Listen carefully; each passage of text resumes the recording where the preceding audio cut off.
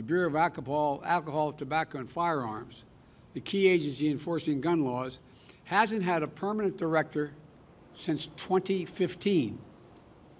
Today, I'm proud to nominate David Chipman to serve as the director of the AFT. David knows the AFT well. He served there for 25 years. And Vice President Harris and I believe he's the right person at this moment for this important agency.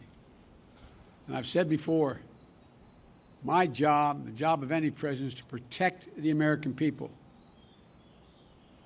Whether Congress acts or not, I'm going to use all the resources at my disposal as president to keep the American people safe from gun violence. But there's much more that Congress can do to help that effort. And they can do it right now. They've offered plenty of thoughts and prayers, members of Congress, but they've passed not a single new federal law to reduce gun violence. Enough prayers. Time for some action. I believe the Senate should immediately pass 3 House-passed bills to close loopholes that allow gun purchasers to bypass the background checks. The vast majority of the American people, including gun owners, believe there should be background checks before you purchase a gun. As was noted earlier, hundreds of thousands of people have been denied guns because of the background checks. What more would have happened?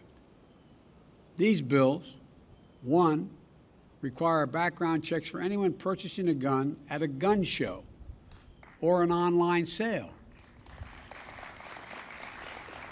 Most people don't know it. You walk into a store and you buy a gun, you have a background check. But you go to a gun show, you can buy whatever you want and no background check. Second thing is to close what's known as the Charleston loophole.